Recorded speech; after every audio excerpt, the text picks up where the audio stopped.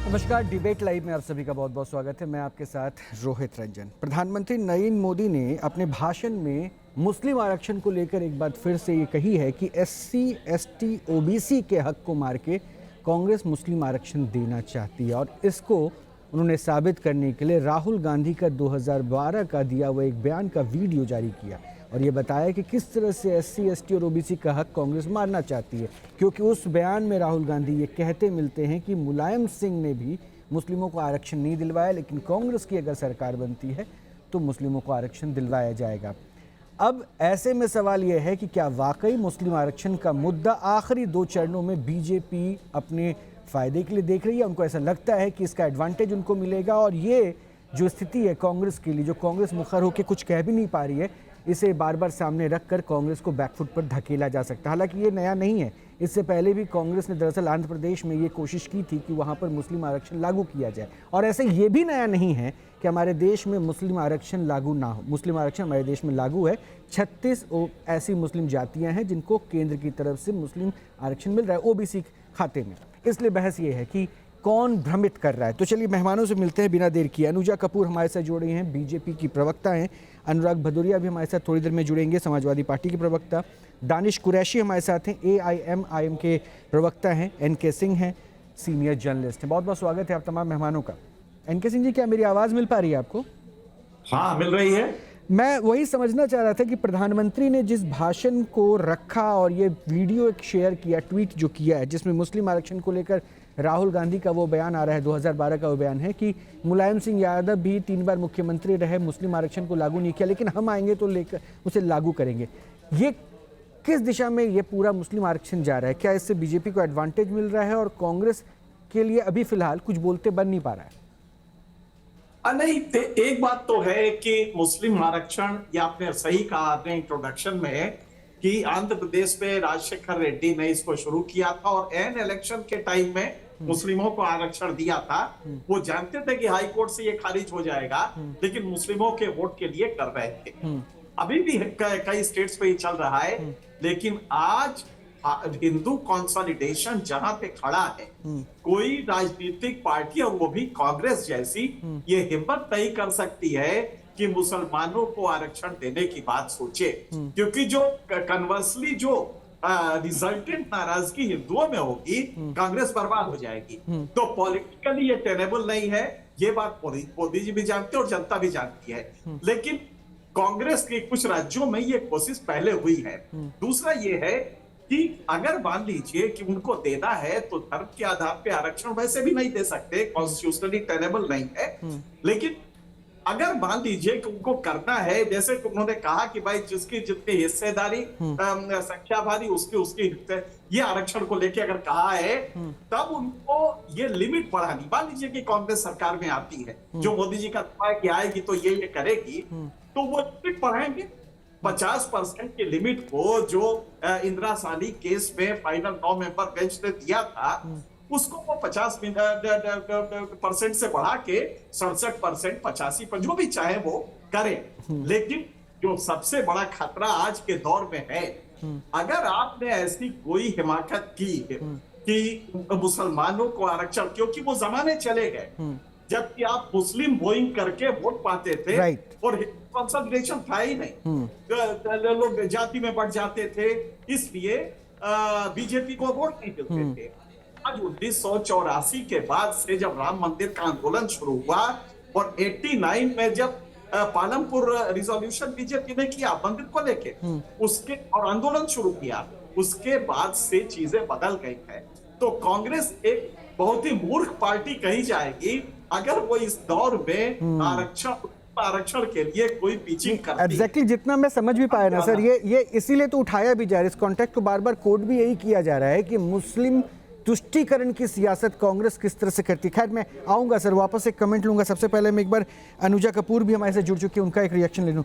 अनुजा, क्या बताने की कोशिश है कि तुष्टीकरण की सियासत कांग्रेस कर रही है? जय श्री राम। मुझे बोलने की जरूरत नहीं है, ये लिखा हुआ है उनके मैनिफेस्टो में। वो मैनिफेस्टो में लिख कर लाए हैं, जिसको कहते हैं ब्लैक एंड व्हाइट, किसको कहते हैं ना प्रत्याशी, आने को प्रत्याशी की जरूरत नहीं है, ऐसे ये एक एविडेंस है, ये रिटन एविडेंस है। और ये एविडेंस जो है उनके सामने ये सबको दिया गया है, सबको पूरी प्रेस कॉन्फ्रेंस के साथ दिया गया है। उसमें कहा गया है कि पर्सनल लॉज को वो और एनहांस करेंगे, पर्सनल लॉ को लेकर प्रॉपरली सबके बीच में जाएंगे, बुर्खा को वापस लेकर आएंगे, ट्रिपल तलाक को अबॉलिश करेंगे, ड्रेस कोड से रिलेटेड बात करेंगे। ये राजीव जी, ये जो सिचुएशन है ना, ये बहुत ही डरावनी और भयावही सिचुएशन है। ये सिर्फ और सिर्फ आप देखिए नॉर्थ साउथ को डिवाइड करने में, ईस्ट वेस्ट को डिवाइड करने में, और आप देखिए इनके लोग कौन कौन है, सैम पित्रोदा जैसे लोग, जॉर्ज ये नहीं, अनुजा जी एक प्रश्न का जवाब दे दीजिए। क्या ये, अगर ये तुष्टीकरण की सियासत तो सिर्फ कांग्रेस कर रही है, टीडीपी नहीं कर रही है? टीडीपी तो आपके सहयोग में है ना, एनडीए में शामिल है ना टीडीपी, चंद्राबाबू नायडू आंध्र प्रदेश में। क्या टीडीपी ने 4% मुस्लिम आरक्षण देने की बात नहीं कही है? तो क्या वो तुष्टीकरण नहीं है? अगर कांग्रेस वो कर रही है तो तुष्टीकरण, और टीडीपी करे तो तुष्टीकरण नहीं है। मुझे ये समझा दीजिएगा कृपया करके। देखिए, मैं आपको एक बात सीधी और साफ तरीके से बताती हूँ। जो कांग्रेस ने जिस तरीके से कर्नाटका के अंदर ओबीसी के अंदर सारे मुस्लिम वर्गों को उठाकर डाल दिया, ये जो आप टीडीपी की बात कर रहे हैं, आप कांग्रेस की बात कर रहे हैं, आप सबकी बात कीजिए। मोदी ने जो एक बात हमेशा नहीं, आप फिर डाइवर्ट कर रही हैं अनुजा जी। मैं फिर से पॉइंट पे आता हूं। मैं तो समझना चाह रहा हूं, अगर आपकी नजर में कांग्रेस वो कर रही है तुष्टीकरण है, तो फिर टीडीपी जो 4% आरक्षण देने की बात मुसलमानों को कह रही है वो क्या है? क्योंकि अगर आप इसकी बात कर रही है ना, तो मैं आपकी जानकारी में होगा, मैं फिर से एक बार सबके सामने संज्ञान ला देता हूं। बिहार में जब कास्ट सेंसस किया गया ना, तो मुस्लिम आबादी को पिछड़े वर्ग में रखा गया और 18% वहां पर रिजर्वेशन है, जिसमें मुस्लिम जाति को भी मिल रहा है। अब ये मत कहिएगा कि बिहार में आपकी सरकार नहीं है, तो रिजर्वेशन तो है, कैटेगोरिकली है। तो मैं वही समझना चाह रहा हूं, फॉर्मुलेट कर दीजिए, मुझे बता दीजिए, मैं अज्ञानी हूं, थोड़ा सा ज्ञान हासिल कर लूं। क्या अगर टीडीपी 4% आरक्षण दे वो तुष्टीकरण नहीं कहलाएगा? कांग्रेस करे तो तुष्टीकरण है, बस ये समझा दीजिए। कांग्रेस जो तुष्टीकरण की जो से एक स्याही लेकर आई है ना सामने, टीडीपी ने जो 4% रिजर्वेशन, यहाँ क्या वो कर्नाटका के अंदर भी है, तमिलनाडु में भी है, अब बिहार में क्या केरल में भी है, मैम, वो तो केरल में भी है, मैं तो कह रहा हूँ केरल में भी है, वो सब नहीं, वो सब जगह है, वो सब जगह है। सिचुएशन यही है। आप कहते कि टीडीपी हमारे साथ आकर खड़ा है, जो टीडीपी हमारे साथ आकर खड़ा है, तो जो एक मोदी जी की जो एक रिजर्वेशन से रिलेटेड बात है, जो ओबीसी से रिलेटेड बात सामने नजर आ रही है, जो सामने निकल के आ रही है, उसके अंदर क्या उसका संज्ञान आगे जाके नहीं लिया जा रहा? क्या उसके अंदर इस चीज को सामने नहीं रखा जा रहा? क्या बात सिर्फ और सिर्फ एक बैकवर्ड क्लास सिटीजन से रिलेटेड ही तो है ना? अनुजा जी, क्या बैकवर्ड क्लास सिटीजन जो है, मैं अभी भी सेटिस्फाइड नहीं हो पाया, मेरे सवाल का जवाब नहीं मिला। केंद्र की तरफ से संविधान के अनुच्छेद 16(4) के मुताबिक समझ रहे हैं सही कि कांग्रेस जो नहीं, आप सवाल सुन लीजिए, सवाल सुन लीजिए। अभी भी 36 जातियां ऐसी है जिनको केंद्रीय स्तर पर ओबीसी का आरक्षण मिलता है मुस्लिमों में, तो ये कोई नई बात नहीं है। मैं इसलिए समझना चाह रहा हूं, आप जो है मुझे जो बता रही ना, केरल, तमिलनाडु, कर्नाटका, शरीयत लॉ से लीजिए से बात कीजिए, आप करिए बात। आप ओबीसी को पूरा ही लाकर उनके आरक्षण को उठाकर आप 50% ऑफ वेल्थ डिस्ट्रीब्यूशन के रिलेटेड बात शुरू कर देंगे, आप उससे रिलेटेड पूरी एरिया को घुमा देंगे, वो जायज नहीं है, वो जायज नहीं है। आपने पूरे क्या टीडीपी ने पूरे ओबीसी के अंदर पूरे मुसलमानों को उठा के डाल दिया? क्या सारी जगह पे पूरे मुसलमान भर गए? मुसलमान सेकंड मेजॉरिटी है इंडिया में, मुसलमान सेकंड मेजॉरिटी है इंडिया में, वो माइनॉरिटी में नहीं आते हैं। नहीं, फिर मैं एक सवाल और पूछ लेता हूं, फिर मैं एआईएम के मेहमान को भी शामिल कर लूंगा। अनुजा जी, मेरा काम तो सवाल पूछना है। तो फिर क्या इस देश में मंडल कमीशन की जो रिपोर्ट आई, सच्चर कमेटी की जो रिपोर्ट आई, उसके कोई मायने नहीं रखते? अगर आप ये तर्क दे रही हैं कि मुसलमान अल्पसंख्यक नहीं, अगर वो पिछड़े हैं तो क्या उनको फैसिलिटेट नहीं किया जाए? आपकी सरकार ने भी तो जो पॉलिसीज लागू की, कभी हिंदू मुसलमान करके नहीं बांटा, आवासीय योजना भी मुसलमानों को भी दिया। हिंदू मुसलमान करके कांग्रेस बांटती है, हम स्कीम्स लाए हैं, इसीलिए मैंने कहा सबका साथ और सबका विकास है। अगर एक तरफ हिंदू को प्रायोरिटी दी है, हमने कभी कांग्रेस को इस बात के लिए नहीं बोला, हमने हमेशा से ये पूछा है कि आप सिर्फ मुस्लिम क्यों करते हो? क्या उसके अंदर हिंदू नहीं आता? ठीक है, अब एक बार दानिश कुरैशी को शामिल कर लेता हूं। मैम अनुजा जी, उनको भी शामिल कर लेता हूं, वो भी आपसे बात करते रहेंगे, तो एक बार दोनों को मैं समझ लूं। दानिश कुरैशी वैसे जिस पार्टी से हैं, वो मुस्लिमों के लिए ही आवाज़ बुलंद करने की बात करती है, और ये कहती है कि दरअसल ये रहनुमा के तौर पर अपने आप को पोस्टर करते हैं, अपने आप को सामने रखते हैं। तो ऐसे में दानिश भाई जरा मुझे समझा देंगे क्या कि मुस्लिमों का अब तक ये हक जिसे आरक्षण को कह रहे हैं राहुल गांधी, जिन्होंने कमेंट भी किया कि मुलायम सिंह यादव थे 3 बार मुख्यमंत्री नहीं मिल पाया, तो अभी तक तो कांग्रेस की सरकारें भी बहुत थी, तो उस वक्त क्यों नहीं कर पाए थे? क्या उनके पास उस वक्त विजन नहीं था, या राहुल गांधी अब इतने दूर तक सोचने लगे हैं कि उनको लगता है कि मुसलमानों का उद्धार ऐसे ही होगा? देखिए, सबसे पहले तो ये जो आपका आरोप है ऑल इंडिया मजलिस इत्तेहादुल मुस्लिमीन को लेकर, मुझे लगता है कि ये ठीक नहीं है मेरे हिसाब से, आपके नज़रिए से शायद जो भी हो। दूसरे नंबर की बात, आपने कहा कांग्रेस को लेकर के, देखिए मुझे लगता है कि इस देश में भारतीय जनता पार्टी का तो जन्म 80 के दशक के बाद हुआ है, लेकिन उसके पहले की जो परिस्थितियां हैं वो तमाम परिस्थितियों का जो नीतियों का रिजल्ट है वो ड्यू टू कांग्रेस है। अगर आर्टिकल 341 की बात की जाए तो सीधा सीधा उसमें धर्म के आधार पर पाबंदी लगाने वाले, ये जो आज संविधान की दुहाई दे रहे हैं, सबसे पहले धर्म के आधार पर पाबंदी लगाने वाले तो नेहरू गवर्नमेंट थी। नेहरू गवर्नमेंट के शासनकाल में प्रेसिडेंशियल नोटिफिकेशन आया, उसमें आपके सामने, जिसमें से ईसाइयों को और मुसलमानों को बात किया गया, ये आपके सामने। ये तमाम चीजों को, अच्छा मैटर सब जुडिस है, जो सुप्रीम कोर्ट में पड़ा है, आज तक उसको चलाते नहीं है। तो ये सारी चीजें आपके सामने है।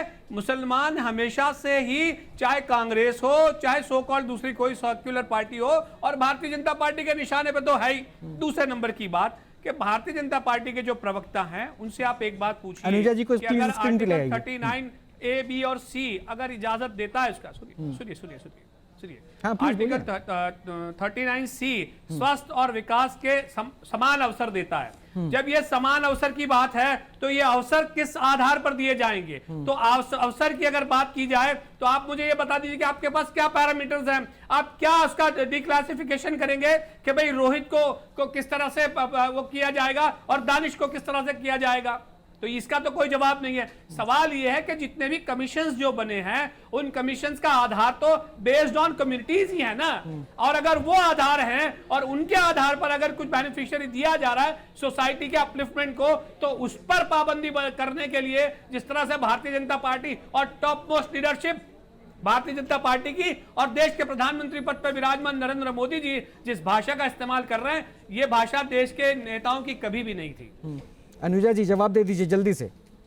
देखिए, अगर आप मैनिफेस्टो देखिए एनडीए का, तो उसके अंदर टीडीपी ने इस बात से रिलेटेड कहीं पर नहीं लिखा है कि 4% वो दे रहे हैं। आर्टिकल 39 पे बोलिए। मैं आपको ये बात बता दूं, आज आपने भी जो सवाल पूछा, और ये देखिए एक मैं बात आपको बताऊं कि जो 4% रिजर्वेशन की बात है, ये हर समय जो रिजर्वेशन से रिलेटेड जो मुद्दे निकल कर आते हैं, रिजर्वेशन आप दे रहे हैं तो उसके अंदर फिर रिजर्वेशन आप किसी का काट के मत दीजिए।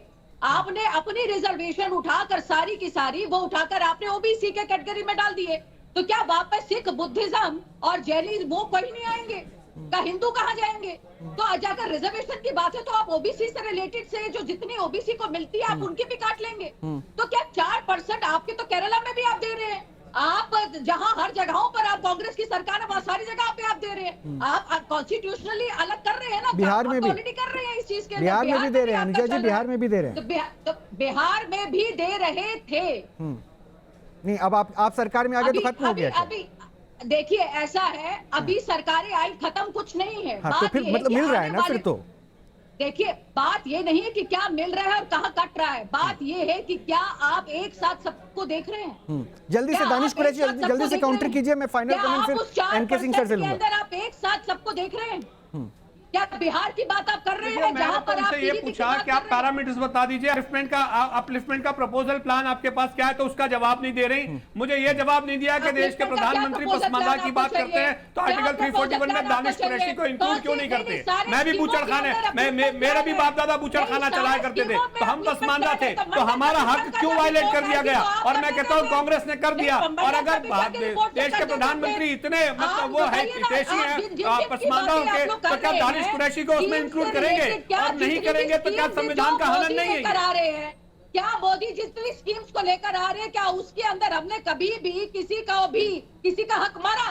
किसी का भी हक मारा? अरे मैं ये कह रहा हूँ आर्टिकल 341 के मुताबिक इक्वालिटी है या नहीं है, इस पे बोलिए ना। तो इस पे तो आप जवाब नहीं दे रहे हैं। मतलब देश का एक आर्टिकल ऐसा है जिसमें मुसलमान ईसाई एक्सक्लूड है। मतलब ये कितने बड़े शर्म की बात है। कितने माइनॉरिटी ये कितने बड़े शर्म की बात है। देश का कोई भी अनुच्छेद ऐसा नहीं है जिसमें कोई भी नागरिक इंक्लूसिव ना हो उसमें, लेकिन वाहिद एक आर्टिकल 341 है जिसमें ईसाई और मुसलमान बाहर है। अरे आप बार-बार क्या तो क्यों बाहर रखे हैं आपने? मैं ये कहता हूँ कि इतने हिमायती हैं देश के प्रधानमंत्री, तो क्यों पसमानदाओं के लिए नहीं बोलते? बोल के बताइए आप। देखिए हम इस्तेमाल करेंगे आपका, लेकिन आप नहीं करेंगे क्योंकि आप चाहते ही नहीं है कि देश में लोगों की तरक्की हो।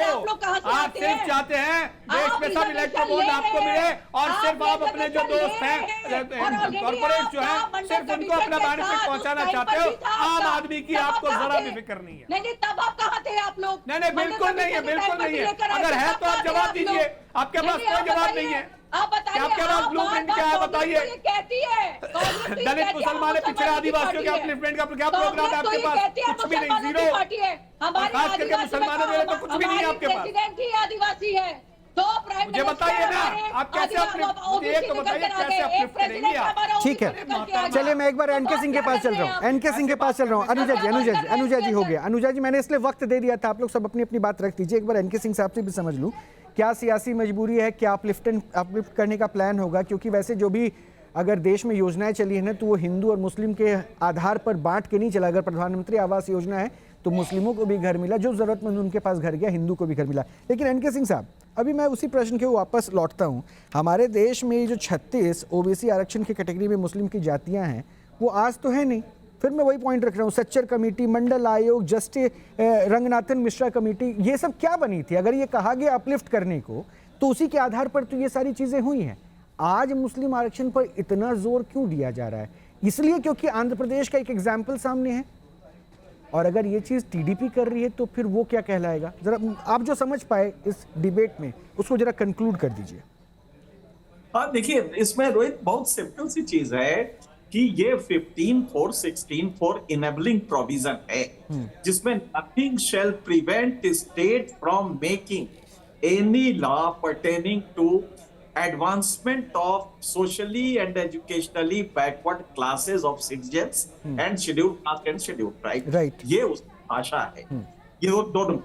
अब यहाँ पे ये है कि अगर वो पहले से, और ये कोई आज से नहीं है कि सोशली एजुकेशनली बैकवर्ड क्लास में न केवल बैकवर्ड जातियां ली गई, बल्कि जो मुस्लिम में समाज के भी कुछ बैकवर्ड थे, उनको सही आपने कहा कि उनको पहले से इंक्लूड किया गया है। जो पिचिंग है वो राहुल गांधी ने जो डिफरेंस किया है, वो पहली बार कांग्रेस ने रिजर्वेशन को लेके संख्या का जो बिहार में किया गया उसको एक टेक्स्ट केस मान के, और उन्होंने ये कहा कि भाई आबादी के हिसाब से अगर बैकवर्ड ज्यादा है तो हमें ये आरक्षण की लिमिट बढ़ानी पड़ेगी। और ये लिमिट आई कैसे? ये कॉन्स्टिट्यूशनल व्यवस्था नहीं है, ये लिमिट आई है MR Balaji versus state of Mysore के केस में आज से 60 साल पहले हुई थी। ठीक वो इंदिरासानी केस में 9 मेंबर सुप्रीम कोर्ट बेंच ने बहाल किया तो 50% है, लेकिन तमिलनाडु में नहीं है, वहां पे भी करीब 67% है, और साउथ इंडिया के तमाम राज्यों में कोई वो नहीं है, गॉस्पेल ट्रूथ नहीं है। इसको लिमिट बढ़ा दिया जा सकता है और उसमें मुस्लिम में भी कुछ बैकवर्ड्स आ सकते हैं, और बाकी जो बैकवर्ड है उनके लिए एक फ्लड गेट खुल जाएगा जैसे तमिलनाडु में है। अच्छा, वहां पे खुल गया है तो कोई कयामत बर्पा नहीं हो गई है। तो मेरे ख्याल से कांग्रेस ने यही किया है। लेकिन जो पॉलिटिकल डिस्कशन होता है, चुनाव है, तो उसको माना जा रहा है कि साहब ये आपका लेके मुसलमानों को नैरेटिव सेट करने की कवायद चल रही है। आप शेड्यूल कास्ट का कैसे दे सकते हैं? शेड्यूल कास्ट की तो व्यवस्था ही अलग। नहीं सर, इसमें मैं चूंकि मेरे पास वक्त इतना ही है सर, मैं माफी चाहूंगा, बीच में रोक रहा हूं, लेकिन मैं जानने से पहले एक बात जरूर बता दूं, हक तो मारा गया। केरल में देखिए ओबीसी की 30% आरक्षण मिलते हैं, उसमें से मुसलमानों की नौकरी में 8% और हायर एजुकेशन के लिए 10% दिया गया। तो ओबीसी का हक तो लिया गया ना केरल में। ऐसे ही तमिलनाडु में है, पिछड़े वर्ग के मुसलमानों को 35% आरक्षण, इसमें 95% जो है मुस्लिम जाति, 35% जो ओबीसी का आरक्षण है उसमें 95% मुस्लिम शामिल हैं। और ऐसे बिहार में भी तो यही किया गया, अति पिछड़ा वर्ग बनाया गया, कर्नाटका में वही है। तो अपलिफ्ट करते हुए सियासत को अपलिफ्ट करना ज़्यादा प्रायोरिटी हो जाती है दलों की, इतना समझ में तो आता है। मुझे लगता है कि ये मुद्दा अब जब बीजेपी की तरफ से भी उठाया जा रहा है, कांग्रेस उस पर किस तरह से रिस्पॉन्ड कर, थोड़ा इंतजार उस पर करना होगा। बहुत बहुत शुक्रिया बहरहाल आप लोगों का जुड़ने के लिए मेरे साथ।